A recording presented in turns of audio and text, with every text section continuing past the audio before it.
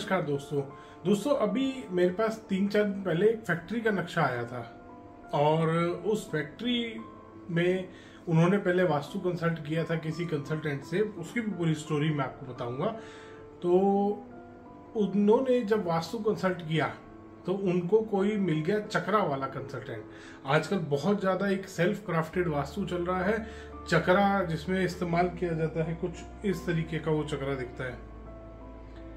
ये आपने आजकल देखा होगा, बहुत सारे मैप्स पे चक्रा लगा रहता है दोस्तों। कुछ इस टाइप का वो चक्रा उस पे उनके फैक्ट्री के मैप पे लगा हुआ था और उस कंसल्टेंट ने वो फैक्ट्री बनवाई थी। वो नई फैक्ट्री डिजाइन हो रही थी और कंस्ट्रक्शन चल रही थी उस फैक्ट्री की, और उस चक्रा वाले कंसल्टेंट ने इस टाइप का कोई चक्रा लगाया उस उनकी फैक्ट्री पे, और आगे और पीछे का एरिया पहले तो खाली छोड़ दिया। जो इस चक्रा के बाहर रेक्टेंगुलर प्लॉट था उनका, रेक्टेंगुलर प्लॉट में बीच में तो ये चक्रा उसने लगा दिया और थोड़ा सा टिल्टेड थी डायरेक्शन। तो दो डायरेक्शन उसने एक जगह काट दी, नॉर्थ और ईस्ट एक जगह आ गया, साउथ और वेस्ट एक जगह काट दिया, और आगे और पीछे का जो बचा हुआ हिस्सा था प्लॉट का उसको उसने इस्तेमाल करने से मना कर दिया। उसने कहा ये अगर इस जगह पे या इस जगह पे आप इस्तेमाल करेंगे इसको, चक्रा के बाहर अगर आपका फैक्ट्री का कोई भी पार्ट जाएगा, कोई भी हिस्सा जाएगा, कोई मशीनरी आपने इसके बाहर लगा दी तो ये एक बहुत बड़ा दोष बनेगा। अब दोस्तों कोई बात नहीं, उन क्लाइंट ने उनको बोला ठीक है सर, आप जैसे मर्जी आप वैसे करिए और इस चक्रा के अंदर आप मेरी मशीनरी सेट करा दीजिए। ठीक है, अब क्लाइंट है, उसको थोड़ा ना पता है कौन सा वास्तु ठीक है कौन सा वास्तु गलत है, वो सही वास्तु करा रहा है गलत करा रहा है। ये सेल्फ क्राफ्टेड वाले भाई साहब वहां पहुंच गए अपने चक्रा को लेके। आजकल चल ही रहा है फ्रॉड बहुत सारा वास्तु में। हर जगह आप देखेंगे 16 zone, 32 entrance, 4 pillar, 5 pillar, 6 pillar, इस तरीके से हर वास्तु वाला एक अपनी अलग थ्योरी बना के बैठा है। और सबसे ज्यादा तो इसका फ्रॉड चल रहा है दोस्तों। अगर आपके भी किसी आर्किटेक्ट ने नक्शे के ऊपर ये इस तरीके का बना के दे दिया है, या आपके भी किसी कंसल्टेंट ने, वास्तु कंसल्टेंट ने ये बना के दे दिया है, रख के दे दिया है, या लगा दिया है आपकी ड्राइंग पे कुछ इस टाइप का चक्कर, तो दोस्तों संभल जाइए, वहां आपके साथ फ्रॉड हो रहा है। खैर वो फैक्ट्री वालों ने उन्होंने कहा कि कोई बात नहीं सर, आप कंसल्टेंट हैं, जैसा आप बोलेंगे वैसे ही होगा। अब वो कंसल्टेंट भाई साहब ने उनको बताया कि ये यहाँ पर तो साउथ ईस्ट S2 S3 में आपकी फायर वाली मशीन आएगी। अब वो फायर वाली मशीन है 12 फुट की, मशीन का साइज ही 12 फुट है। अब S4 S5 ये जो भी निकल रहा है, S3 S4 जो भी निकल रहा था, ये निकल रहा था 8 फुट का ही। तो उसने कहा कि टेढ़ी करके आप मशीन लगाइए, जैसे इस चक्रा में आ रही है ना, ऐसे करके टेढ़ी करके मशीन आएगी, आप सीधी मशीन नहीं लगाएंगे। दोस्तों क्लाइंट इतना सही, इतना सीधा, उसने कहा जैसे आप बोलेंगे सर वैसे मशीन सेट कराएंगे। दोस्तों उसने ऐसे चक्रा के अकॉर्डिंग ही सारी मशीनें सेट करा दी। वो फैक्ट्री कम म्यूजियम ज्यादा लग रही थी।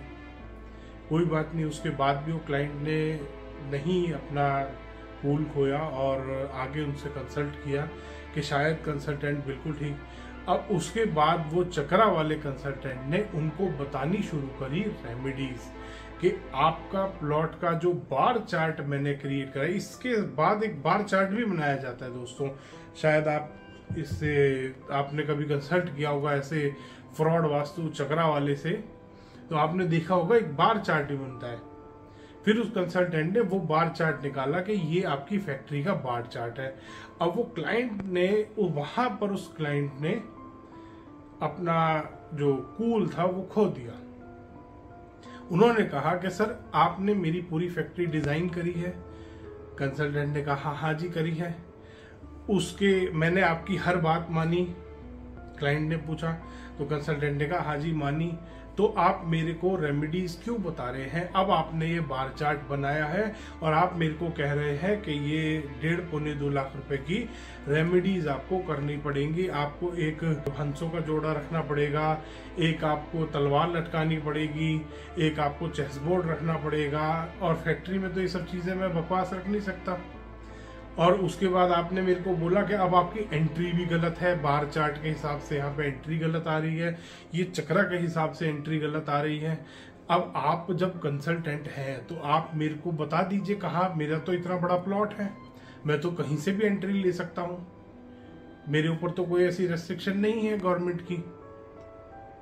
उसके बाद आप मेरे को बता रहे हैं कि हमें वर्चुअल एंट्री खोलनी पड़ेगी। दोस्तों ऐसा कोई रेमेडी नहीं होती वर्चुअल एंट्री। आजकल दोस्तों वास्तुशास्त्र में ये चक्रा का फ्रॉड बहुत ज्यादा बढ़ गया है। आपने भी कहीं ना कहीं, अगर आप कंसल्टेंट करते हैं, कंसल्टेशन आपने ली है या आप खुद कंसल्टेंट है वास्तु को, तो आपने भी देखा होगा ये चक्रा।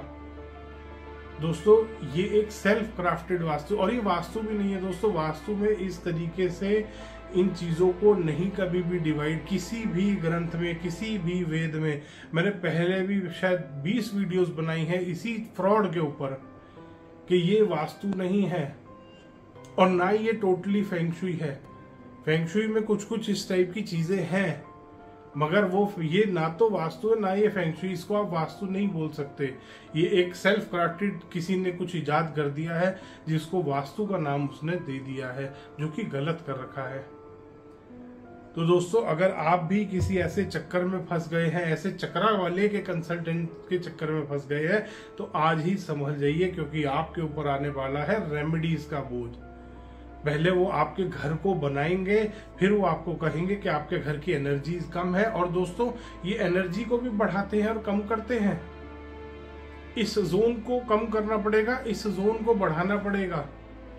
दोस्तों ऐसे कभी नहीं होता। वास्तु में एनर्जीज को बैलेंस किया जाता है बढ़ा के, ना कि घटा के। तो दोस्तों आप भी ऐसे चक्रा वाले कंसल्टेंट से बच के रहें, बहुत ज्यादा खतरनाक है। ऐसे ही लोग होते हैं जो चक्रा वाले कंसल्टेंट से कंसल्ट कर लेते हैं और उसके बाद कहते हैं हमने तो वास्तु कराया था, हमें कोई इफेक्ट नहीं आया। दोस्तों वास्तु शास्त्र जब लिखा गया था उसमें ऐसे चक्रा का कोई विवरण नहीं है, ना ही वास्तु में कभी ये बताया गया कि ये वाली ईस्ट डायरेक्शन लीवर की है, ये सर्कुलेशन की है, ये आपकी गॉल ब्लैडर की है। साउथ ईस्ट में अगर कुछ भी समस्या होगी तो गॉल ब्लैडर खरा, ऐसा नहीं होता दोस्तों। ये सब झूठ है, फ्रॉड है। और आजकल ये चक्रा भी शायद 20 तरीके के बना लिए, सब अपने अपने अलग अलग बना के बैठे हैं। तो दोस्तों अगर आप भी फंस गए हैं ऐसे चक्रा के चक्कर में, आज ही निकल जाइए, ये बहुत महंगा पड़ने वाला है आपको। वो फैक्ट्री वाले बच गए, उन्होंने फैक्ट्री काफी सेट कर ली थी और काफी बची भी हुई थी, लगभग 40% काम ही उनका हुआ था, तो वो बच गए, वरना आज वो भी रगड़े जाते और एक और फैक्ट्री बिना किसी वजह के बंद होती। दोस्तों धन्यवाद। दोस्तों वीडियो पसंद आया तो इसको लाइक करें, शेयर करें और चैनल को सब्सक्राइब करना ना भूलें।